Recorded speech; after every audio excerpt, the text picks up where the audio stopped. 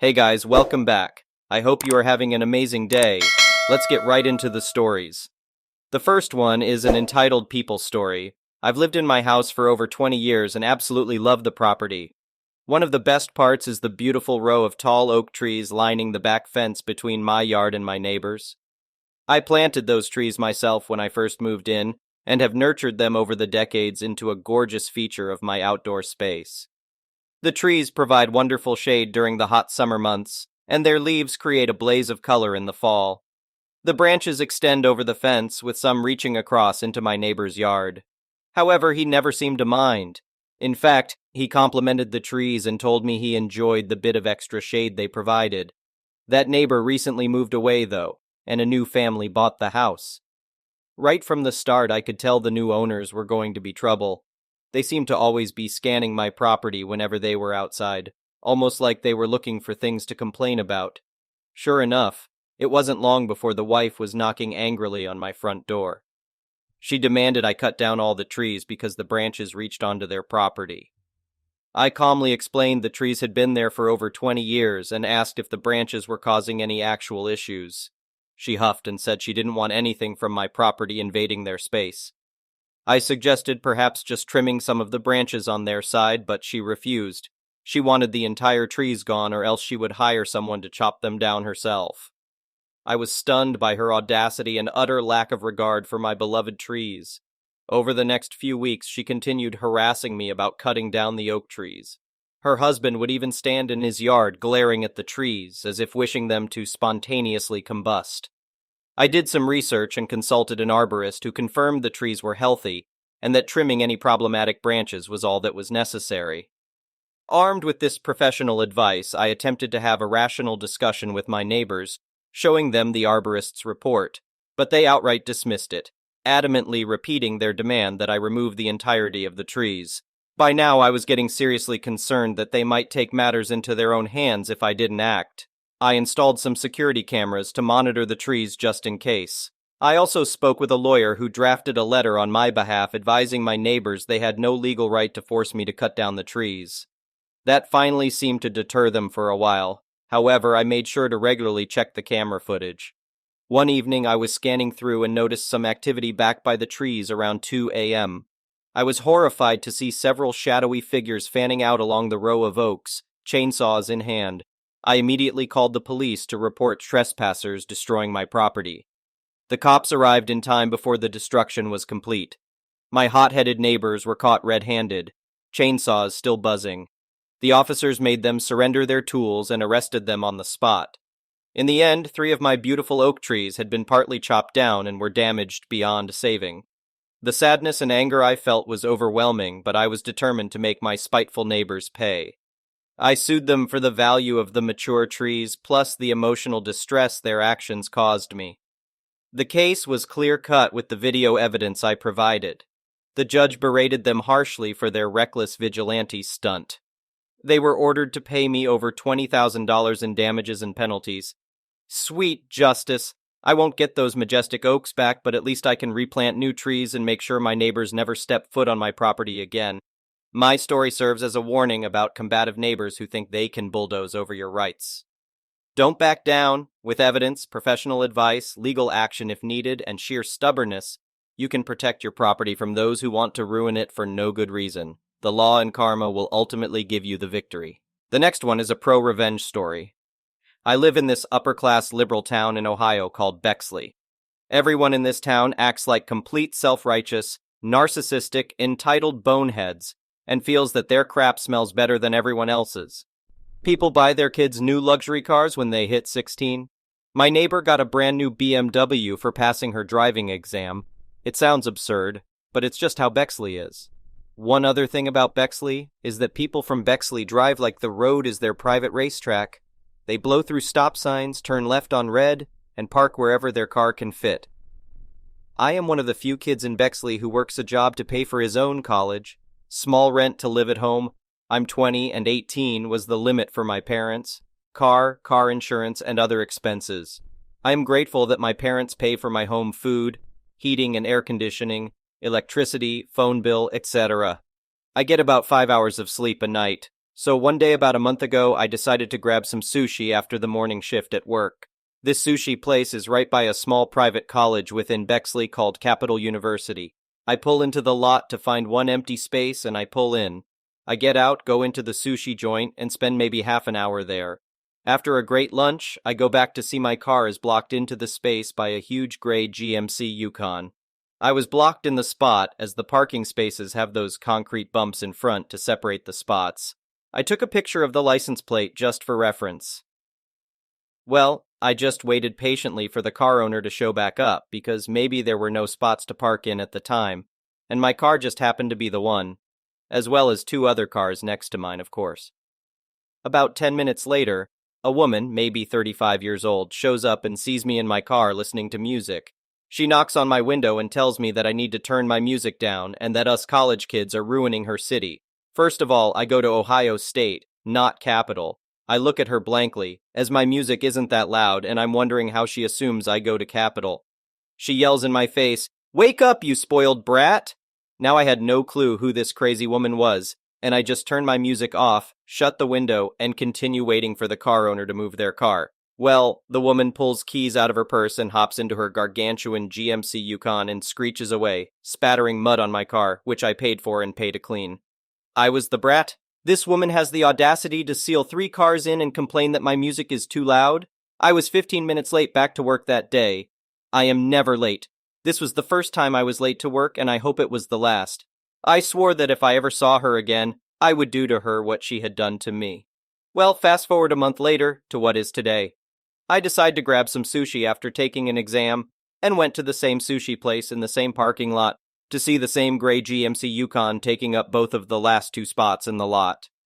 I am on cloud 9 at this moment and park right next to the driver's side of her car, making sure I was in a spot and that she couldn't get into her car. There was about 5 inches between my passenger door and her driver's door. I leave my car, grab sushi to go, and patiently sit in my car. Well, what do you know, about 15 minutes later, the woman walks up to her double-parked car to see that I had sealed her in. I hear her yelling that she is going to sue the person who did this. She sees me listening to music in the car that is blocking her from leaving. She approaches my car and demands I move. I tell her, "You got into the spot, you can get out of the spot." She threatens to call the cops, and I just laugh. I know the laws, and even have a thin blue line flag bumper sticker on my car. She calls the cops, and within 1 minute, a cop shows up. I get out of my car, and the woman starts yelling at the cop about how I had sealed her in. I told the cop I was trying to park within the space. The cop looks at her car, then looks at mine, and looks so disappointed after. The officer says to the woman, "Be happy I didn't have your car towed." He also said that she needs to move her car within the next minute, or he'll ticket her for parking illegally. Angrily, the woman climbs in her passenger door and is struggling to reach the driver's side. She is throwing garbage out of her car in a fit, gets in, and moves her car over to drive. The cop knocks on her window and orders her to pick up her trash. She says to him, "Well, isn't that what garbage men do?" I'm trying so hard to keep a straight face, but I just start laughing my ass off because of her stupid remark. At this point, the woman looks at me and it seems she finally remembered who I was. Looking very pissed off, she sighs, gets out of her car, picks up her trash, and gets back into her car. The cop gets back into his car and tries to pull away, as the woman jerks her car out of the spot, nearly hitting the cop car, and speeds to the end of the lot, where she stops at the red light. The woman, forgetting that she isn't the queen of the world, and that speeding is illegal, immediately gets pulled over. This lot is about 40 feet wide, and the woman is about 20 feet from me, so I can hear her. She starts yelling to the cop, "Reckless driving?" And I know exactly what is going on. I get back in my car, turn the music back on, and start thanking heaven for giving me this satisfaction. I pull away from the lot to have the greatest sense of fulfillment I have ever had in my life. The next one is a petty revenge story. So this happened a few years ago, but will always remain one of my favorite memories. My older brother had joined the Marines and was stationed 2 hours away in a popular beach town for training. Being that my mom and I loved the beach, we traveled every so often to visit him on his weekends off. After a great visit with my brother, we decided to head home. This particular weekend, there was a huge classic car event in the town that brought in people from all over. The result was Sunday bumper-to-bumper traffic on the freeway. My mom and I had left early, but still not early enough to avoid the traffic. My mom likes to leave a bit of room between her and the car in front as an extra bit of stopping cushion. Not enough that a whole car could fit between, but enough. So we're sitting in traffic just talking about life when the car behind us lays on their horn. We look at each other wondering what that's about and turn to look at why the driver was honking. I stare straight into the eyes of the old Karen. Graying hair and a short bob and everything. This lady is glaring a death glare at our car, honking at us to move forward. Seriously? When I say this traffic was bumper to bumper, I mean it. Any movement from my mom wouldn't have been more than an inch. Apparently, that inch we weren't moving was enough to trigger this Karen's road rage.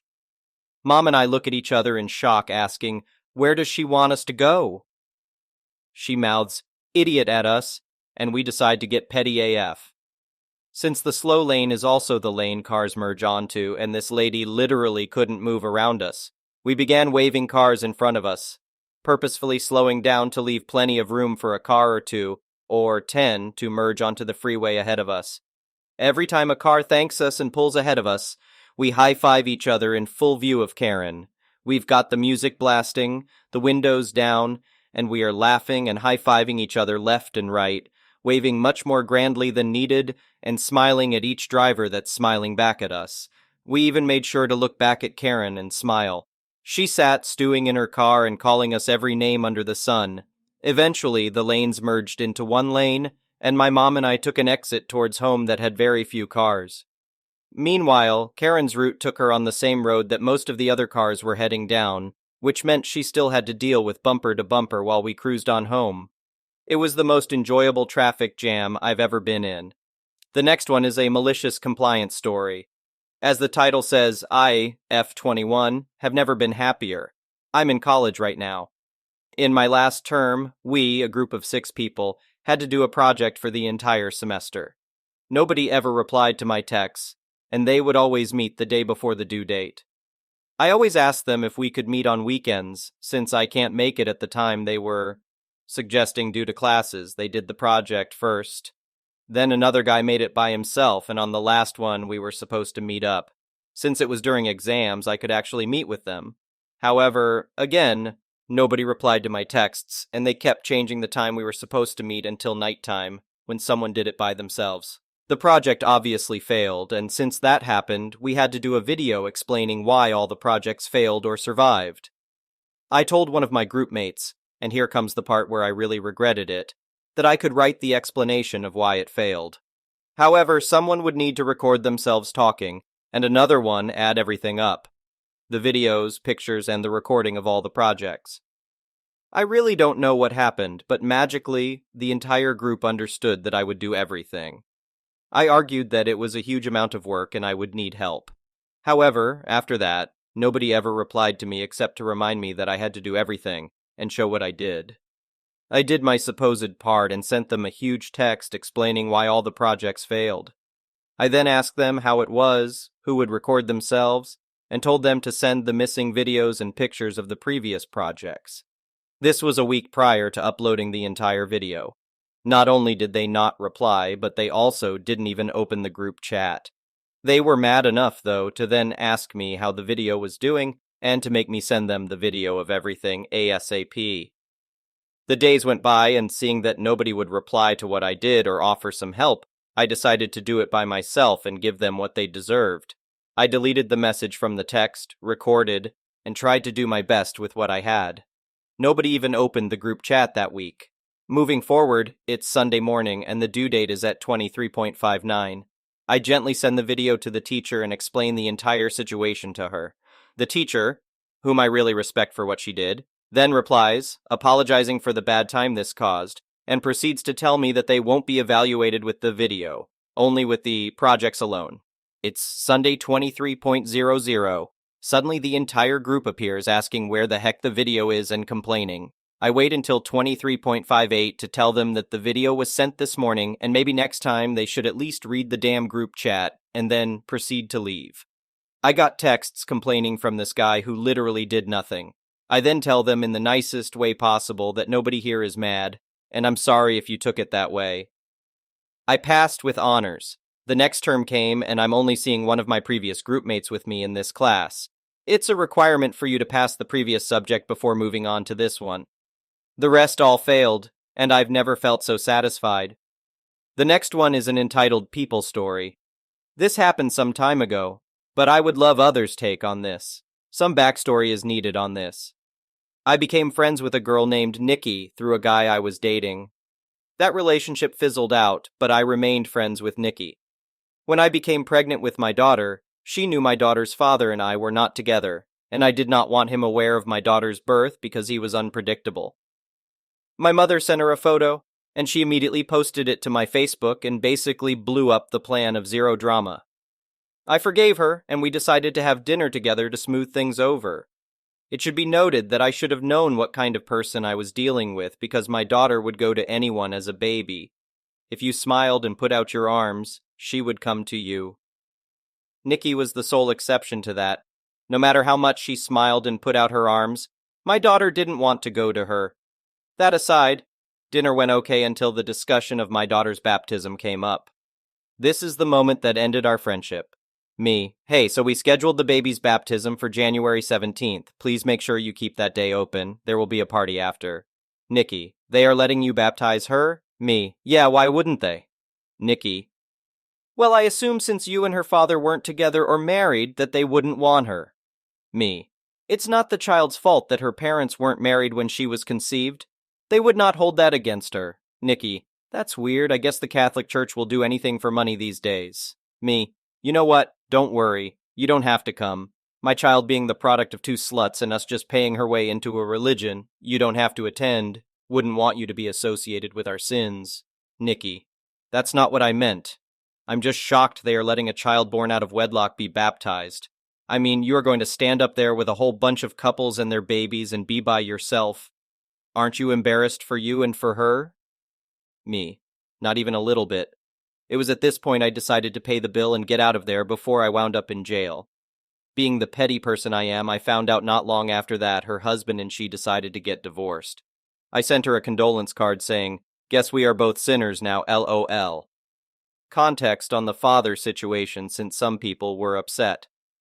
Her father knew I was pregnant.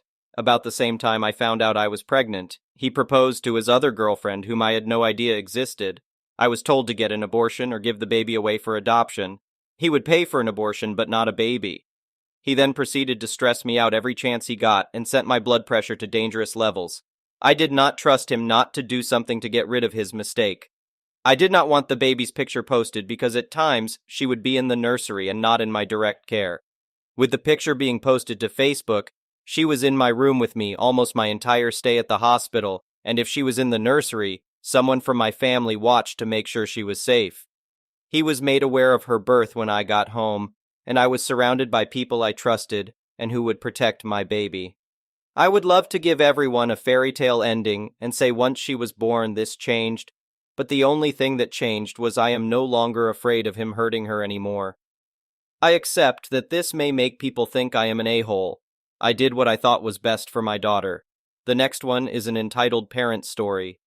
Last night, when I went to sign in to open Netflix, I found that my TV had been signed out. I tried to sign back in but couldn't do it. It had been about a year since I last signed in, so I assumed I had forgotten my password and requested a reset. When I checked my email, I saw a message from Netflix this morning stating that my password had been successfully changed. This was obviously a red flag, so I went through all of our subscription services, updated passwords, and changed my email password just in case. About an hour ago, I received a call from my brother's ex-wife. Let's call her Kate. They have been divorced for over 4 years now. She asked me why I changed my password. I hadn't realized that she still had my account information, which annoyed me a bit. So I explained that someone had changed the password without my consent. I told her I wasn't comfortable sharing my account information, especially with someone I haven't been in contact with. Going back a bit, my in-laws are staying at our home. At night, after everyone goes to bed, there are usually 4 devices in our home using our Netflix account simultaneously. During the call, Kate explained that she had tried to access our account on Christmas night but received a message saying there were too many users on the account. She got the idea that it would be fine with me if she logged into our Netflix account and changed the password so that she and her new husband could watch their show. She said this calmly, as if it were the most reasonable thing in the world. I nearly lost my temper. I couldn't fathom how anyone would think it's acceptable to change someone else's password just because you don't want to pay for it yourself. I firmly told her that I didn't want to hear from her anymore and that I wouldn't be sharing our account information. Then I hung up. About 15 minutes ago, she called my wife and asked for the Disney Plus password. I had used the same account information for each streaming service, and apparently she had figured it out and logged into several of our services. When I realized who my wife was talking to and what they were discussing, I signaled for the phone. Kate was complaining that she needed access to Disney Plus, so that her 18-month-old son could watch Bluey and get ready for bed. I told her to leave us alone and hung up. What a great way to ruin my mood for the night. Thank you for watching. I would really appreciate it if you could like the video and subscribe to our channel if you haven't already. We'll see you again tomorrow.